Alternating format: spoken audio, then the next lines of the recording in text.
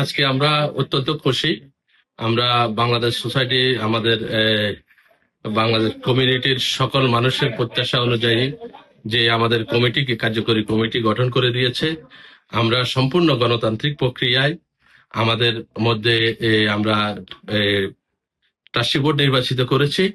তারই ধারাবাহিকতায় যিনারা নির্বাচিত হয়েছেন আজকে ওনারা শপথ গ্রহণ অনুষ্ঠানে অংশগ্রহণ করেছেন এবং ওনারা প্রত্যক্ষভাবে সম্পূর্ণ গণতান্ত্রিক প্রক্রিয়ায় আজকে আমাদের সকলের প্রিয়, যিনি কমিউনিটির অত্যন্ত পরিচিত এবং মানুষের খুব কাছের, যিনার নাম শুনলে প্রত্যেকে শ্রদ্ধা সম্মান করেন এবং উনি যেটা উপযুক্ত মানুষ সেভাবে ওনাকে দেখেন।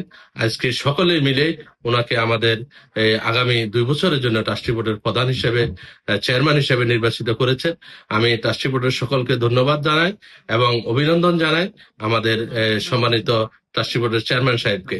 আমাদের বিশ্বাস আমরা আতাউর রহমান সেলিম ভাইয়ের নেতৃত্বে কার্যকরী পরিষদ এবং আমাদের সকলের প্রিয় শাহনাজ ভাইয়ের নেতৃত্বে ট্রাস্টি বোর্ড মিলে আমরা সুন্দরভাবে আমরা বাঙালি কমিউনিটির যে আশা আকাঙ্ক্ষা, আগামী দিনে যে আমরা একটা বাংলাদেশ সোসাইটি ভবন যে বিনির্মাণের জন্য কাজ করতেছি, আমরা আশা করি আগামী দিনে আমরা এটা সফল করতে পারবো।